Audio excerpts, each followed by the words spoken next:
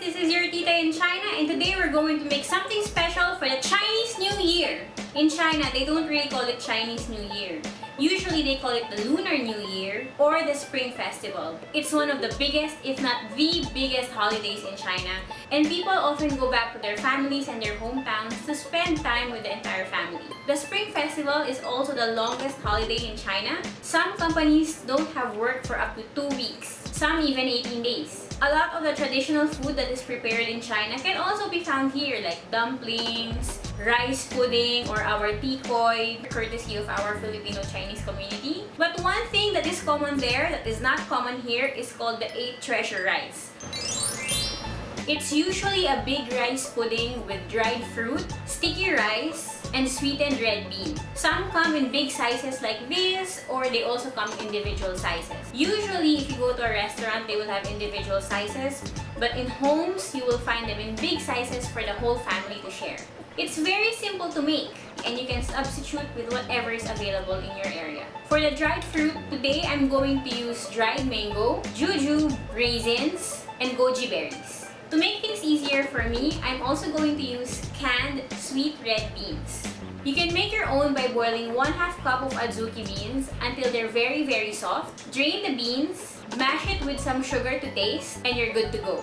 The most important element of this dish is rice. In particular, sticky rice. In Filipino, we call this malagkit. You cook this on a 1:1 ratio. I just used my little rice cooker, but you can use your regular size rice cooker. You also need a heat-proof bowl because after we assemble this, we're going to steam it. So make sure that your vessel will be able to take the heat.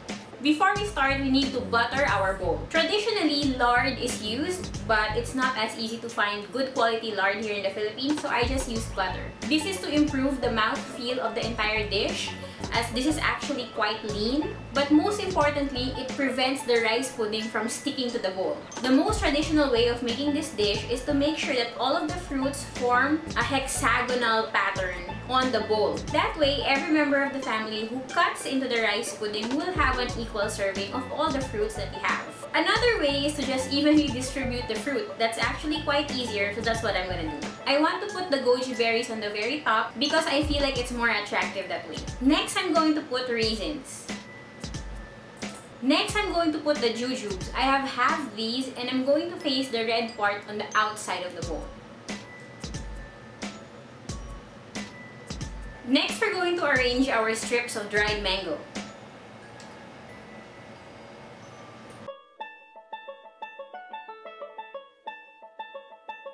Now we're going to put our first layer of rice.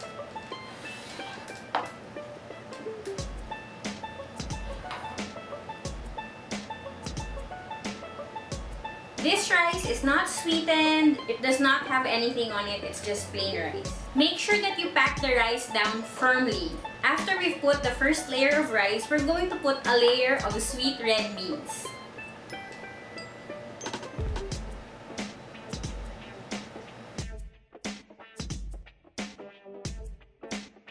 Finally, we're going to put the last layer of rice on top. Ta-da! This is what it looks like. All we have to do now is to steam it for about 15 to 20 minutes. Make sure you cover the top with cheesecloth or some wax paper. While we're waiting for our 8 treasure rice to cook, let's have some tea and talk some more about the Lunar New Year.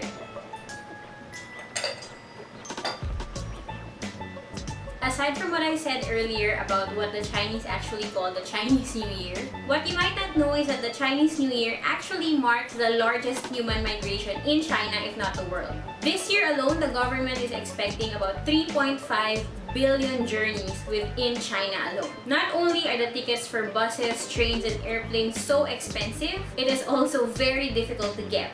The Chinese New Year is not actually just one day. It lasts for 15 days. And in those 15 days, you're going to have parades, bazaars, homecomings, and all sorts of celebrations. Another tradition or superstition, whichever you want to call it, the Chinese will not do any form of cleansing on the day itself. That means no showers, no cleaning the house, nothing that might wash away the prosperity and good luck that has attached itself upon you and your household.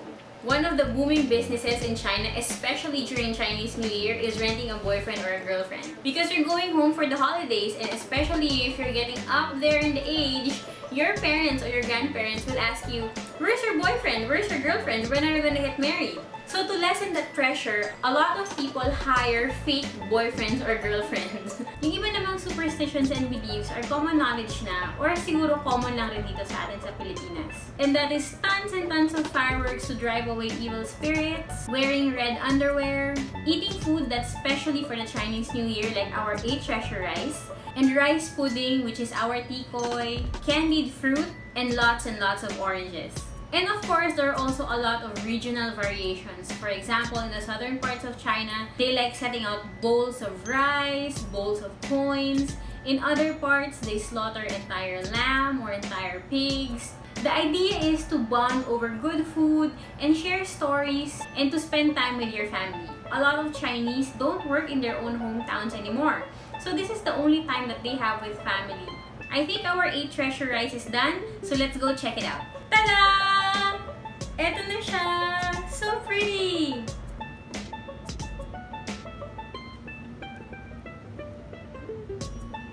Let's pour some more tea.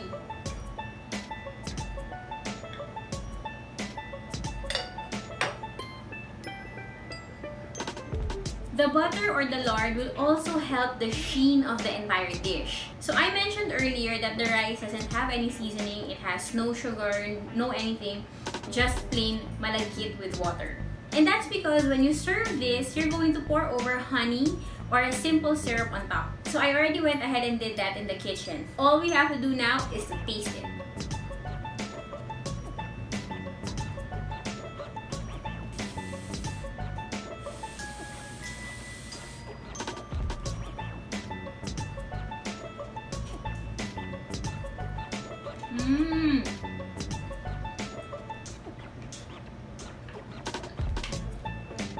The rice is perfectly cooked and the dried fruits have this sweet, tangy flavor and a chewy texture, and it goes very well against the rice. The jujube, the raisins, the goji berries, and the sweetened red beans, it definitely gives you that Chinesey feel to it.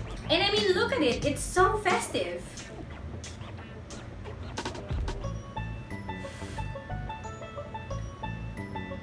So that's it for the Chinese New Year special, guys, here at your Tita in China. If you like more videos like these, please like and subscribe to my channel or leave comments down below. Thanks for watching, guys. Gongxi fa chai. Bye!